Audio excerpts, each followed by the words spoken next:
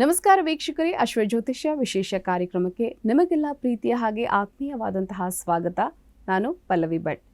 ವೀಕ್ಷಕರೇ, ಇವತ್ತಿನ ಕಾರ್ಯಕ್ರಮದಲ್ಲಿ ಎಂದಿನಂತೆ ಪಂಚಾಂಗದ ಭವಿಷ್ಯ, ರಾಶಿ ಭವಿಷ್ಯಗಳ ಫಲಾಫಲ ಯಾವ ರೀತಿಯಾಗಿರುತ್ತೆ, ಇದರ ಜೊತೆಗೆ ಧಾರ್ಮಿಕ ಚಿಂತನೆಗಳಿಗೆ ಸಂಬಂಧಪಟ್ಟಂತೆ ಅನ್ನದಾನವನ್ನ ಯಾಕೆ ಮಾಡಬೇಕು, ಅನ್ನದಾನದ ವಿಶೇಷತೆ ಏನು, ಅನ್ನದಾನವನ್ನ ಯಾವ ಸಂದರ್ಭದಲ್ಲಿ ಮಾಡಬೇಕು, ಈ ವಿಚಾರಕ್ಕೆ ಸಂಬಂಧಪಟ್ಟಂತೆ ಸಾಕಷ್ಟು ಮಾಹಿತಿಯನ್ನು ತಿಳಿಸಿಕೊಡೋದಕ್ಕೆ ಇವತ್ತು ಕಾರ್ಯಕ್ರಮದಲ್ಲಿ ಭಾಗವಹಿಸ್ತಾ ಇದ್ದಾರೆ ಧಾರ್ಮಿಕ ಚಿಂತಕರಾದ ವೆಂಕಟರಮಣ ಭಟ್. ಬನ್ನಿಯವನ್ನ ಕಾರ್ಯಕ್ರಮಕ್ಕೆ ಬರಮಾಡಿಕೊಳ್ಳೋಣ.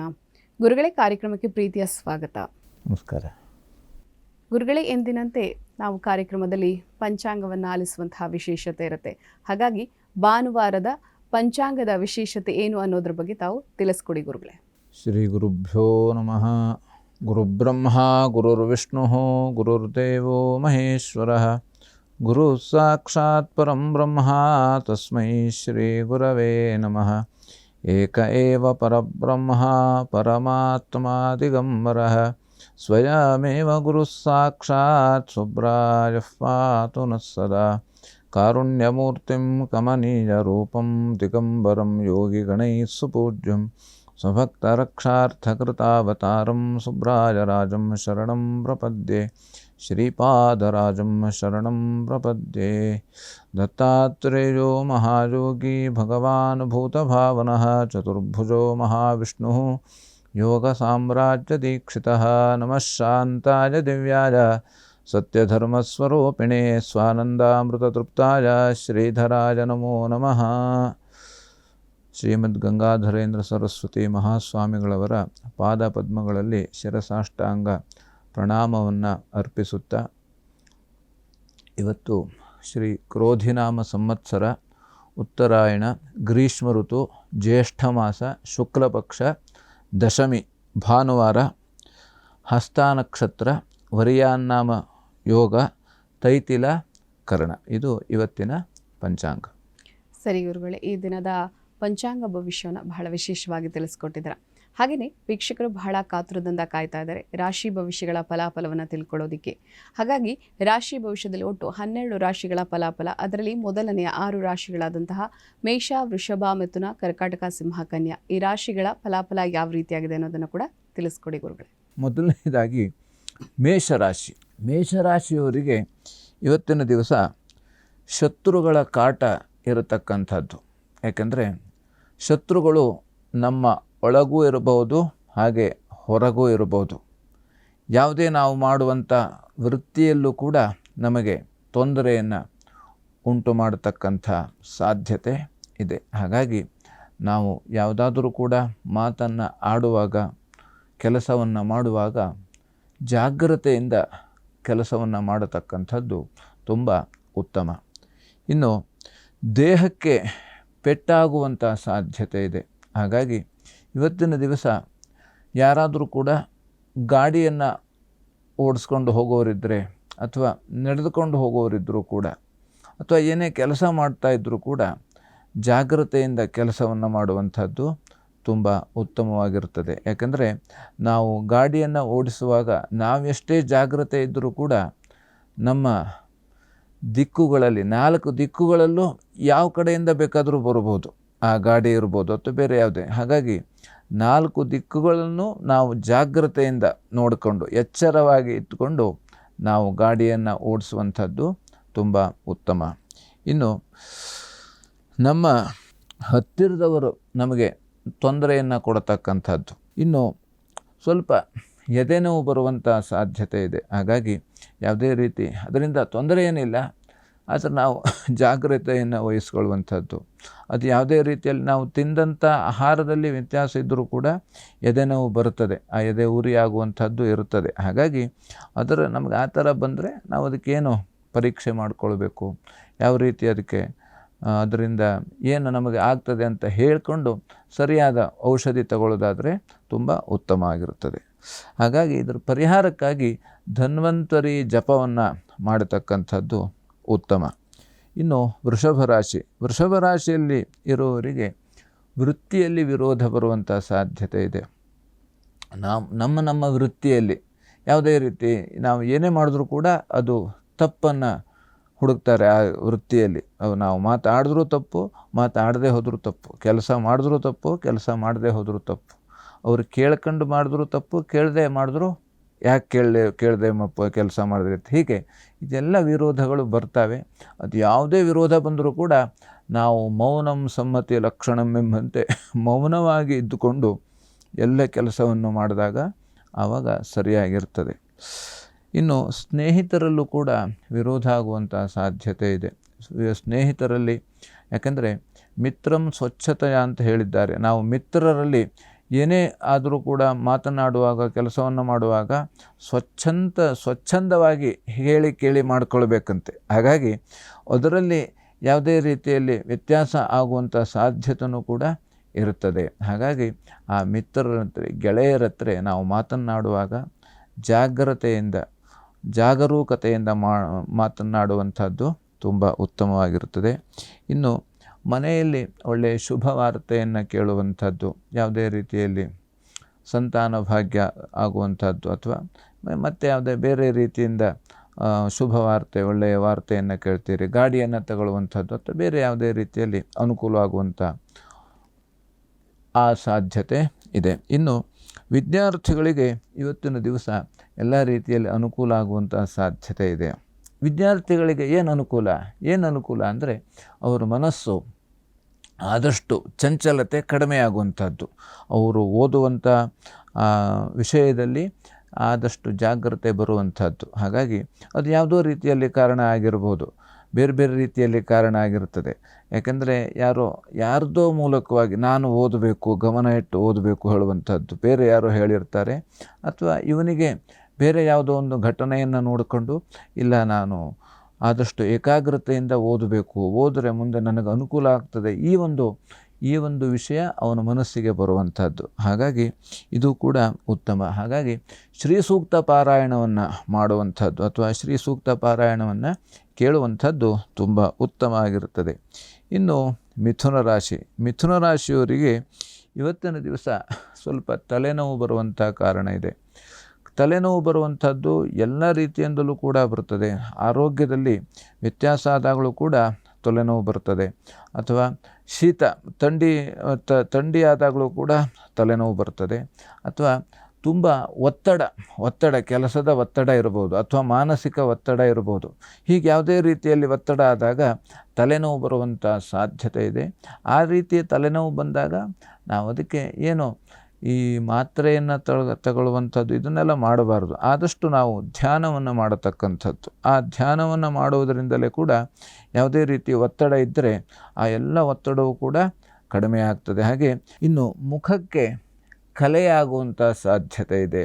ಮುಖದಲ್ಲಿ ಯಾವುದೇ ರೀತಿ ಸಣ್ಣ ಪುಟ್ಟ ಕಲೆ ಆಗುವಂಥದ್ದು, ಗಾಯದಿಂದಲೂ ಕೂಡ ಕಲೆಯಾಗುವಂಥದ್ದು, ಅಥವಾ ಮುಖಕ್ಕೆ ಮೊಡವೆಗಳು ಬರುವುದರಿಂದಲೂ ಕೂಡ ಕಲೆಯಾಗುವಂಥ ಸಾಧ್ಯತೆ ಇದೆ. ಇನ್ನು ಕೃಷಿಕರಿಗೆ ಅನುಕೂಲ.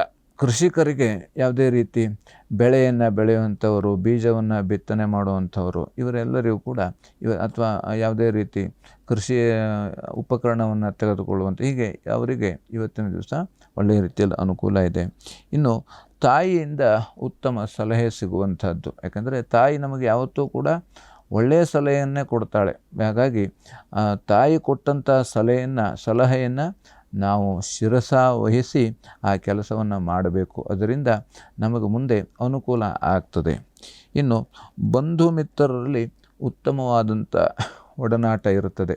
ನಾವು ಯಾವಾಗಲೂ ಕೂಡ ಅವರಲ್ಲಿ ಏನೋ ಒಂದು ಮಾತನ್ನು ಹೇಳಿ ವಿರೋಧ ಆಗಿದ್ದರೂ ಕೂಡ ಇವತ್ತಿನ ದಿವಸ ನಾವೇ ಅವರ ಹತ್ರ ಮಾತಾಡುವ, ಇದೆಲ್ಲ ಹಳೆಯದೆಲ್ಲ ಮರೆತು ಮತ್ತು ನಾವು ಹೊಸ ಜೀವನ, ಹೊಸ ಚಿಗುರು ಅಂತ ಯಾವ ರೀತಿ ಹೇಳ್ತೇವೆ, ನಾವು ಹೊಸದಾಗಿ ಇರೋಣ, ಈ ರೀತಿಯಂಥ ಆಲೋಚನೆಗಳು ಬರುವಂಥ ಸಾಧ್ಯತೆ ಇದೆ. ಹಾಗಾಗಿ ಇದಕ್ಕೆ ಪರಿಹಾರವಾಗಿ ದುರ್ಗಾ ಪೂಜೆಯನ್ನು ಮಾಡುವಂಥದ್ದು. ಹಾಗಾಗಿ ಇದರಿಂದ ಅನುಕೂಲ ಇದೆ. ಇನ್ನು ಕರ್ಕಾಟಕ ರಾಶಿಯವರಿಗೆ ಇವತ್ತಿನ ದಿವಸ ಅಧಿಕವಾಗಿ ಖರ್ಚಾಗುವಂಥ ಸಾಧ್ಯತೆ ಇದೆ. ಅದು ಯಾವುದೋ ರೀತಿಯಲ್ಲಿರಬಹುದು. ಯಾಕಂದರೆ ಆ ಖರ್ಚು ನಮಗೆ ಬಂತು ಹೇಳಾದರೆ ಅದು ಒಂದಕ್ಕೊಂದು ಖರ್ಚು ಆಗ್ತಾನೆ ಇರ್ತದೆ. ಯಾವುದೇ ಕೋರ್ಟು ಕಚೇರಿ ವ್ಯವಹಾರದಲ್ಲಿ ಇರಬಹುದು, ಅಥವಾ ಬೇರೆ ಯಾವುದೇ ರೀತಿಯಲ್ಲಿ, ಅಥವಾ ಪೊಲೀಸ್ ಈ ಥರದ್ದು ವ್ಯವಹಾರದಲ್ಲಿ ಇರಬಹುದು, ಅಥವಾ ಬೇರೆ ಯಾವುದೇ ರೀತಿಯಲ್ಲಿ ನಾವು ಏನಾದರೂ ತೆಗೆದುಕೊಳ್ಳುವುದು ಕೊಡುವುದು ಇದರಲ್ಲಿ ಖರ್ಚಾಗುವಂಥ ಸಾಧ್ಯತೆ ಇದೆ. ಹಾಗಾಗಿ ಆದಷ್ಟು ನಾವು ಜಾಗ್ರತೆಯಿಂದ ಇವತ್ತಿನ ದಿವಸ ಖರ್ಚು ಮಾಡುವಂಥದ್ದು ನಾವು ನೋಡ್ಕೊಳ್ಳಿ. ಯಾಕಂದರೆ ಆ ಖರ್ಚು ಮಾಡೋದ್ರಿಂದ ನಮಗೆ ಅನುಕೂಲ ಆಗ್ತದೆಯೋ, ಉಪಯೋಗ ಇದೆಯೋ ಅಂತ ನಾವು ಖರ್ಚು ಮಾಡಬೇಕು. ಯಾಕಂದರೆ ನಾವು ದುಡಿಯೋದು ಕ್ಷಣಶಃ ಕಣಶಶ್ಚೈವ ವಿದ್ಯಾಮರ್ಥಂಚ ಸಾಧಯತೆ ಅಂತ ಹೇಳಿದ್ದಾರೆ. ಕ್ಷಣವಾಗಿ ಯಾವ ರೀತಿ ಕಣವಾಗಿ ನಾವು ಹಣ ಸಂಪಾದನೆಯನ್ನು ಮಾಡಬೇಕಂತೆ. ಆದರೆ 1 ರೂಪಾಯಿಯಾಗಿ ನಾವು ಸಂಪಾದನೆ ಮಾಡೋದು, ಅದಕ್ಕೆ ಖರ್ಚು ಮಾತ್ರ ಅದು ಸಾವಿರ ಲಕ್ಷ ಈ ಥರದಲ್ಲಿ ಖರ್ಚು ಬಂದುಬಿಡ್ತದೆ. ಹಾಗಾಗಿ ಆದಷ್ಟು ಜಾಗ್ರತೆ ವಹಿಸಿ ಎಷ್ಟು ನಾವು ಖರ್ಚು ಮಾಡಬಹುದು, ಅದರಿಂದ ಏನು ಉಪಯೋಗ ಇದೆ ಅಂತ ನೋಡಿಕೊಂಡು ಖರ್ಚು ಮಾಡುವುದು ತುಂಬ ಉತ್ತಮ ಆಗಿರುತ್ತದೆ. ಇನ್ನು ಕೃಷಿಯಲ್ಲಿ ನಷ್ಟ ಆಗುವಂಥ ಸಾಧ್ಯತೆ ಇದೆ. ಕೃಷಿಕರಿಗೆ ಇವತ್ತು ಯಾವುದೇ ರೀತಿ ಏನೋ ಸಂಗ್ರಹ ಮಾಡಿರ್ತಾರೆ, ಬೆಳೆ ಬಿತ್ತನೆಯನ್ನು ಮಾಡಬೇಕು, ಬೀಜವನ್ನು ಬಿತ್ತನೆ ಮಾಡಬೇಕು ಅಂತ. ಅದರಿಂದಲೂ ಕೂಡ ನಾವು ಯಾವುದೋ ರೀತಿಯಲ್ಲಿ ಅದನ್ನು ಸಂಗ್ರಹಿಸಿಟ್ಟಾಗ ಅದಕ್ಕೆ ಸರಿಯಾಗತಕ್ಕಂಥ ಕೆಲಸಗಾರರು ಸಿಗೋದಿಲ್ಲ. ಅವತ್ತಿನ ದಿವಸನೇ ಆ ಕೆಲಸ ಮಾಡಬೇಕಾಗುತ್ತೆ. ಆ ಕೆಲಸ ಮಾಡಲಿಲ್ಲ ಅಂದರೆ ಅದು ಎಲ್ಲವೂ ಕೂಡ ವ್ಯರ್ಥ ಆಗ್ತದೆ. ನಮ್ಮ ಶ್ರಮನೂ ವ್ಯರ್ಥ, ಅದೇನು ನಾವು ತಂದಿದ್ದೇವೆ, ಅದನ್ನೇ ನಾವು ಸಂಗ್ರಹಿಸಿಟ್ಟಿದ್ದೇವೆ, ಆ ಧಾನ್ಯಗಳು ಅವೆಲ್ಲವೂ ಕೂಡ ವ್ಯರ್ಥ ಆಗುವಂಥದ್ದು. ಇನ್ನು ಅಣ್ಣ ತಮ್ಮಂದಿರು ಇವತ್ತಿನ ದಿವಸ ಸ್ನೇಹದಿಂದ ಇರ್ತಾರೆ. ಯಾಕೆಂದರೆ ಅಣ್ಣ ತಮ್ಮಂದಿರು ಸ್ನೇಹದಿಂದ ಇದ್ದರೆ ಯಾರು ಏನೇ ಬಂದರೂ, 100 ಜನ ಬಂದರೂ 1000 ಜನ ಬಂದರೂ ಕೂಡ ಅವ್ರನ್ನ ಏನೂ ಮಾಡಲಿಕ್ಕೆ ಸಾಧ್ಯ ಇಲ್ಲವಂತೆ. ಆದರೆ ಅಣ್ಣ ತಮ್ಮಂದಿರೇ ಒಗ್ಗಟ್ಟಾಗಿಲ್ಲ ಅಂತಾದರೆ ಯಾರು ಒಬ್ಬರೇ ಬಂದರೂ ಕೂಡ ಅವ್ರನ್ನ ಏನು ಬೇಕಾದರೂ ಮಾಡುವಂಥದ್ದು. ಹಾಗಾಗಿ ನಾವು ಮನೆಯಲ್ಲಿ ಅಣ್ಣ ತಮ್ಮಂದಿರು ಒಗ್ಗಟ್ಟಾಗಿರಲೇಬೇಕು. ಅಣ್ಣ ತಮ್ಮಂದಿರು, ಅಕ್ಕ ತಂಗಿಯರು, ತಂದೆ ತಾಯಿ, ಮಕ್ಕಳು, ಇವರೆಲ್ಲರೂ ಕೂಡ ಒಂದು ಕುಟುಂಬ, ಅವಿಭಕ್ತ ಕುಟುಂಬ ಆಗಿರಬೇಕು. ನಾವು ಎಲ್ಲರೂ ಒಗ್ಗಟ್ಟಾಗಿದ್ದರೆ ನಮ್ಮ ಹೊರಗಿನವರು ಏನೇ ಬಂದರೂ ಏನೇ ಮಾಡಿದ್ರೂ ಕೂಡ ಅದನ್ನು ನಾವು ಜಯಿಸ್ಬೋದು. ಪರಿಹಾರಕ್ಕಾಗಿ ಮಹಾಲಕ್ಷ್ಮಿ ಸನ್ನಿಧಾನಕ್ಕೆ ಕ್ಷೀರಾಭಿಷೇಕ ಮಾಡಿಸುವಂಥದ್ದು, ಹಾಲಿನ ಅಭಿಷೇಕ ಮಾಡಿಸುವುದರಿಂದ ಎಲ್ಲ ರೀತಿಯಲ್ಲೂ ಕೂಡ ಅನುಕೂಲ ಆಗುವಂಥದ್ದು. ಇನ್ನು ಸಿಂಹರಾಶಿಯವರಿಗೆ ಇವತ್ತಿನ ದಿವಸ ಎಡಕಿವಿ ನೋವಾಗುವಂಥ ಸಾಧ್ಯತೆ ಇದೆ. ಎಡಕಿವಿಯಲ್ಲಿ ಯಾವುದೇ ರೀತಿ ನಾವು ಕಾಡಿಗೆ ಹೋದಾಗ ಅದರಿಂದ ನೋವಾಗುವಂಥ ಸಾಧ್ಯತೆ, ಅಥವಾ ಉಣುಗು ಇತ್ಯಾದಿ ಬಂದರೂ ಕೂಡ ಅದರಿಂದ ನೋವಾಗುವಂಥ ಸಾಧ್ಯತೆ ಇರ್ತದೆ. ಹಾಗಾಗಿ ವ್ಯಾಪಾರದಲ್ಲಿ ಇವತ್ತು ಸ್ವಲ್ಪ ಲಾಭ ಆಗುವಂಥ ಸ್ವಲ್ಪ ಲಾಭ ಆಗ್ತದೆ. ವ್ಯಾಪಾರಸ್ಥರು ಯಾರೇ ಇದ್ದರೂ ಕೂಡ ಸ್ವಲ್ಪ ಲಾಭ ಆಗುವಂಥ ಸಾಧ್ಯತೆ ಇದೆ. ಇನ್ನು ಧನಧಾನ್ಯ ಎಲ್ಲ ರೀತಿಯಲ್ಲೂ ಕೂಡ ಸಮೃದ್ಧಿ ಆಗುವಂಥ ಸಾಧ್ಯತೆ ಇದೆ. ನಾವು ಮನೆಯಲ್ಲಿ ಏನೋ ಬೆಳೆದಿರ್ತೇವೆ, ಅದು ನಮಗೆ ಎಲ್ಲ ರೀತಿಯಲ್ಲೂ ಅಭಿವೃದ್ಧಿ ಆಗುವಂಥ ಸಾಧ್ಯತೆ ಇದೆ. ವಿದ್ಯಾರ್ಥಿಗಳಿಗೆ ಇವತ್ತಿನ ದಿವಸ ಅನುಕೂಲ ಆಗುವಂಥ ಸಾಧ್ಯತೆ ಇದೆ. ಎಲ್ಲ ರೀತಿಯಲ್ಲೂ ಕೂಡ ಇವತ್ತು ಭಾನುವಾರ ಆದ ವಿದ್ಯಾರ್ಥಿಗಳಿಗೆ ಏನು ಅನುಕೂಲ ಅಂತಂದರೆ ಅವರು ಓದುವ ಮನಸ್ಸು, ಬರೆಯುವ ಮನಸ್ಸು, ಯಾವ ರೀತಿ ವಿದ್ಯೆಯಲ್ಲಿ ಆಸಕ್ತಿಯೇ ಅವರಿಗೆ ಅನುಕೂಲ ಆಗುವಂಥ ಸಾಧ್ಯತೆ ಇದೆ. ಪರಿಹಾರಕ್ಕಾಗಿ ಧನ್ವಂತರಿ ಆರಾಧನೆಯನ್ನು ಮಾಡತಕ್ಕಂಥದ್ದು. ಇನ್ನು ಕನ್ಯಾರಾಶಿಯವರಿಗೆ ಇವತ್ತಿನ ದಿವಸ ಆರೋಗ್ಯದಲ್ಲೂ ಕೂಡ ಸುಧಾರಣೆ ಆಗುವಂಥ ಸಾಧ್ಯತೆ ಇದೆ. ಯಾವುದೇ ರೀತಿಯಲ್ಲಿ ಸೌಂದರ್ಯದಲ್ಲಿ ಕೂಡ ವೃದ್ಧಿ ಆಗುವಂಥ ಸಾಧ್ಯತೆ ಇದೆ. ಸೌಂದರ್ಯ ಹೇಗೆ ವೃದ್ಧಿ ಆಗ್ತದೆ, ಅದೇನೋ ಹೇಗೆ, ಯಾಕೆಂತಂದರೆ ನಮ್ಮ ಮನಸ್ಸು ಸ್ವಚ್ಛವಾಗಿದೆ. ಮನಸ್ಸು ಬೇರೆ ಯಾವುದೇ ರೀತಿ ಆತಂಕಗಳಿಗೆ ಒಳಗಾಗಿಲ್ಲ ಅಂತಾದರೆ ಆವಾಗ ಮುಖ ಅದು ನಮಗೆ ಆ ಕಾಂತಿಯಿಂದ ಕೂಡಿರ್ತದೆಯಂತೆ. ಹಾಗಾಗಿ ನಮ್ಮ ಮನಸ್ಸಿನಲ್ಲೇ ಏನೋ ವ್ಯತ್ಯಾಸ ಇದ್ದರೆ, ಏನೋ ಗೊಂದಲ ಇದ್ದರೆ, ಏನೋ ವಿಚಾರ ಇದ್ದರೆ ಆವಾಗ ಅದು ಮುಖದ ಭಾವನೆ ಮೇಲೆ ನಮಗದು ಕಾಣುತ್ತದೆಯಂತೆ. ಹಾಗಾಗಿ ಇವತ್ತಿನ ದಿವಸ ನಾವು ಎಲ್ಲ ರೀತಿಯಲ್ಲೂ ಕೂಡ ಮನಸ್ಸು ನಿರ್ಮಲವಾಗಿರಲಿಕ್ಕೆ ಸಾಧ್ಯ ಇದೆ. ಹಾಗಾಗಿ ಇವತ್ತಿನ ದಿವಸ ಇನ್ನು ನಾವು ಪೂಜೆ ಅಥವಾ ನಾವೇ ಯಾರಾದರೂ ಕೂಡ ವಿಶೇಷವಾಗಿ ಪೂಜೆಯನ್ನು ಮಾಡ್ತಾ ಇದ್ದರೆ ಅಲ್ಲಿ ಹೋಗುವಂಥ ಸಾಧ್ಯತೆ ಇದೆ. ಅಥವಾ ನಾವು ಮನೆಯಲ್ಲೇ ಕೂಡ ಭಕ್ತಿ ಶ್ರದ್ಧೆಯಿಂದ ಪೂಜೆಯನ್ನು ಮಾಡುವಂಥ ಸಾಧ್ಯತೆ ಇದೆ. ಇನ್ನು ತೀರ್ಥಯಾತ್ರೆಯಲ್ಲಿ ಭಾಗಿಯಾಗುವಂಥ ಸಾಧ್ಯತೆ ಇದೆ. ಯಾರಾದರೂ ಕೂಡ ತೀರ್ಥಯಾತ್ರೆಗೆ ಹೋಗುವಂಥವರು ಇವತ್ತಿನ ದಿವಸ ಹೊರಡಬಹುದು. ಇನ್ನು ಉದ್ಯೋಗದಲ್ಲಿ ಸ್ವಲ್ಪ ಕಿರಿಕಿರಿಯಾಗುವಂಥ ಸಾಧ್ಯತೆ ಇದೆ.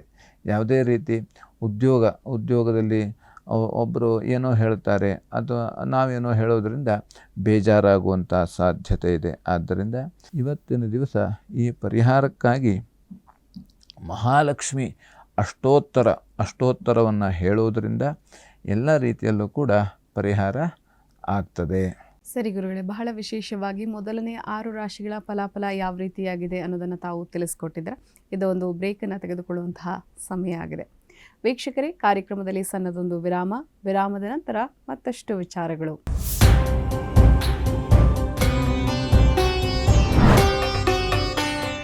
ವಿರಾಮದ ನಂತರ ಅಶ್ವಜ್ಯೋತಿಷ್ಯ ವಿಶೇಷ ಕಾರ್ಯಕ್ರಮಕ್ಕೆ ಮತ್ತೊಮ್ಮೆ ಸ್ವಾಗತ.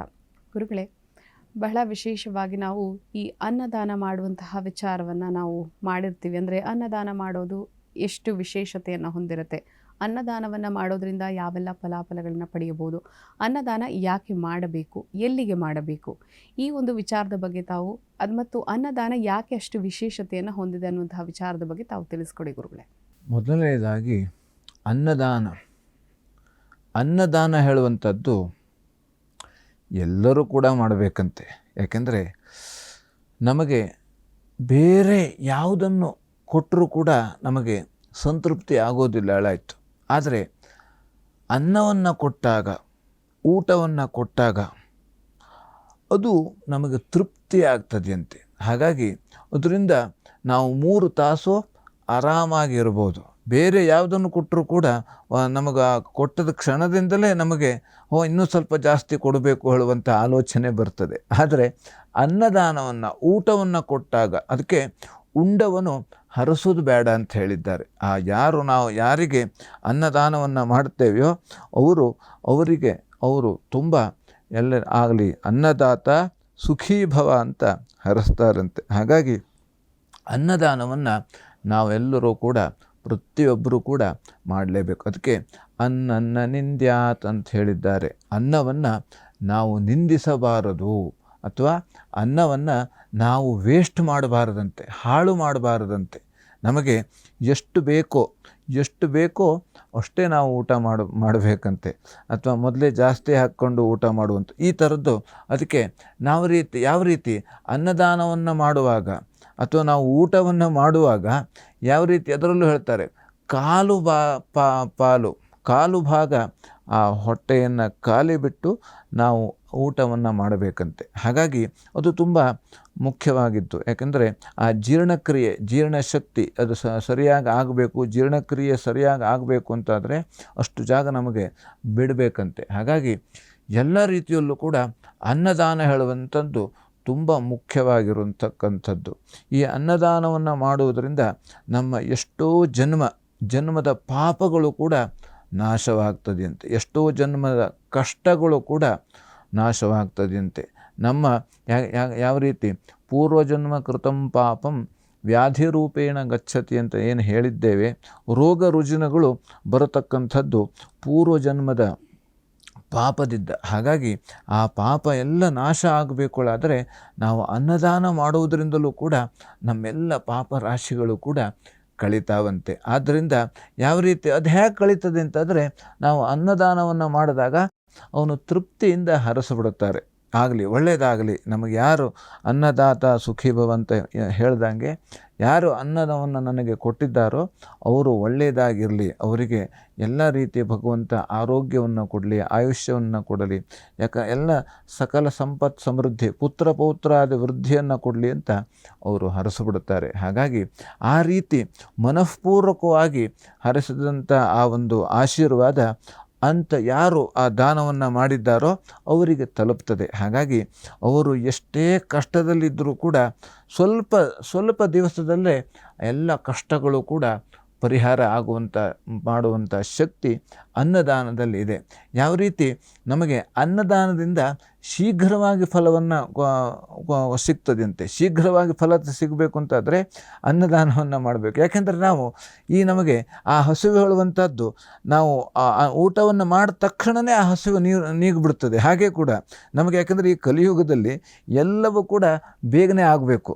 ಒಂದು ಯಾರು ಕೂಡ ಒಂದು ಸೆಕೆಂಡ್, ಒಂದು ನಿಮಿಷ, ಒಂದು 5 ನಿಮಿಷ ಯಾರೂ ಕೂಡ ಕಾಯಲಿಕ್ಕೆ ಆಗೋದಿಲ್ಲ. ಹಾಗಾಗಿ ಶೀಘ್ರವಾಗಿ ಫಲವನ್ನು ಕೊಡತಕ್ಕಂಥದ್ದು ಅನ್ನದಾನವೂ ಕೂಡ ಒಂದು. ಹಾಗಾಗಿ ಅನ್ನದಾನ ತುಂಬ ವಿಶೇಷವಾದಂಥದ್ದು. ನಾವು ಹೇಳ್ತಾ ಹೋದರೆ ಇನ್ನೂ ಸಮಯ ಬೇಕಾಗ್ತದೆ. ಇನ್ನು ಮತ್ತು ಬೇರೆ ಯಾವುದಾದ್ರು ಸಮಯ ಸಿಕ್ಕಾಗ ಈ ಅನ್ನದಾನದ ಬಗ್ಗೆ ವಿಶೇಷವಾಗಿ ಮಾತನ್ನು ಆಡೋಣ. ಸರಿ ಗುರುಗಳೇ, ಬಹಳ ವಿಶೇಷವಾಗಿ ಅನ್ನದಾನ ಅಂದರೆ ಏನು, ಅನ್ನದಾನ ಯಾಕೆ ಮಾಡಬೇಕು, ಏನೆಲ್ಲ ಫಲಾಫಲಗಳನ್ನ ಪಡೆಯಬಹುದು, ಯಾವ ಸಂದರ್ಭದಲ್ಲಿ ಅನ್ನದಾನವನ್ನು ಮಾಡಿದರೆ ನಮಗೆ ಸೂಕ್ತ ಅನ್ನುವಂತಹ ವಿಚಾರವನ್ನು ನಮ್ಮ ಪ್ರಿಯ ವೀಕ್ಷಕರಿಗೆ ತಾವು ತಿಳಿಸ್ಕೊಟ್ಟಿದ್ದೀರಾ. ಹಾಗೆಯೇ ಉಳಿದಂತಹ 6 ರಾಶಿಗಳ ಫಲಾಫಲ ಯಾವ ರೀತಿಯಾಗಿದೆ ಅದರ ಬಗ್ಗೆ ಕೂಡ ತಿಳಿಸ್ಕೊಡಿ ಗುರುಗಳೇ. ಇನ್ನು ತುಲಾರಾಶಿಯವರಿಗೆ ಇವತ್ತಿನ ದಿವಸ ಅಧಿಕವಾಗಿ ಖರ್ಚಾಗುವಂಥ ಸಾಧ್ಯತೆ ಇದೆ. ಇನ್ನು ಹೆಂಡತಿಯಿಂದನೂ ಕೂಡ ಖರ್ಚಾಗುವಂಥ ಸಾಧ್ಯತೆ ಇದೆ. ಕೃಷಿಯಲ್ಲಿ ನಷ್ಟ ಆಗುವಂಥ ಸಾಧ್ಯತೆ ಇದೆ. ಇನ್ನು ತೀರ್ಥಯಾತ್ರೆಯಲ್ಲಿ ಭಾಗಿಯಾಗುವಂಥ ಸಾಧ್ಯತೆ ಇದೆ.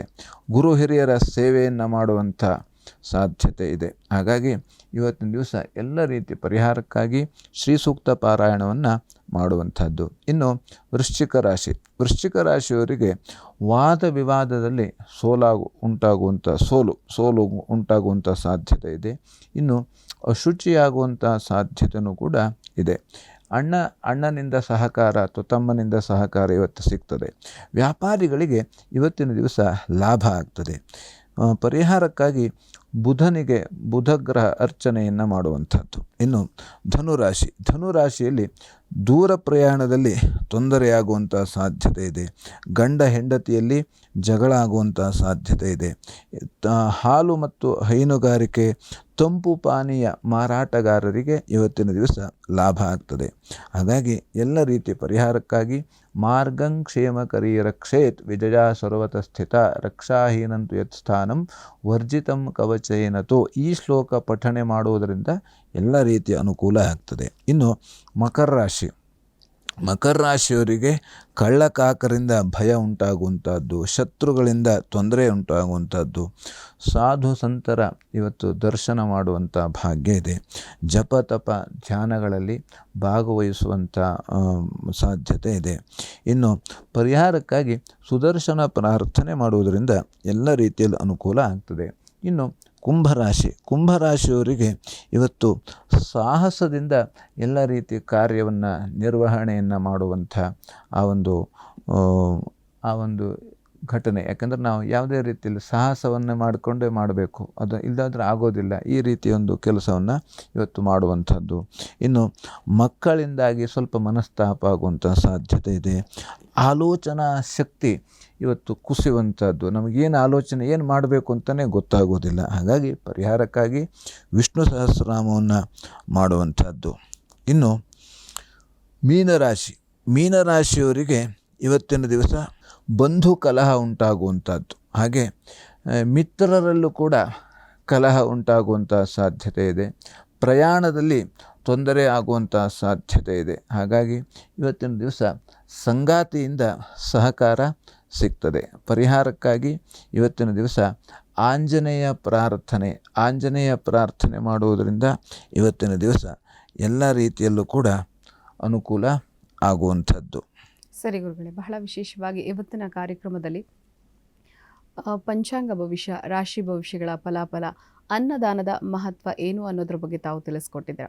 ಹಾಗೆಯೇ ವೀಕ್ಷಕರೇ, ಗುರುಗಳನ್ನು ತಾವು ನೇರ ಭೇಟಿ ಆಗಬೇಕು ಅಂತ ಆಸಕ್ತಿ ಇರುವಂಥವ್ರು TV ಸ್ಕ್ರೀನ್ ಮೇಲೆ ಗುರುಗಳ ನಂಬರ್ನ ಡಿಸ್ಪ್ಲೇ ಮಾಡ್ತೀವಿ. ಆ ನಂಬರ್ಗೆ ಕರೆ ಮಾಡಿ ಗುರುಗಳನ್ನು ಮಲ್ಲೇಶ್ವರಂನಲ್ಲಿ ಇರುವಂತಹ 5ನೇ ಕ್ರಾಸ್ 5ನೇ ಮೇನ್ನಲ್ಲಿರುವ ಜಂಬೂ ಗಣಪತಿ ದೇವಸ್ಥಾನದಲ್ಲಿ ಗುರುಗಳನ್ನು ತಾವು ನೇರ ಭೇಟಿ ಆಗ್ಬೋದು.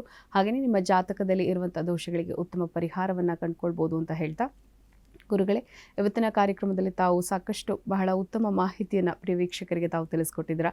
ಕಾರ್ಯಕ್ರಮಕ್ಕೆ ಆಗಮಿಸಿದ್ದಕ್ಕಾಗಿ ಹೃತ್ಪೂರ್ವಕ ಧನ್ಯವಾದಗಳು.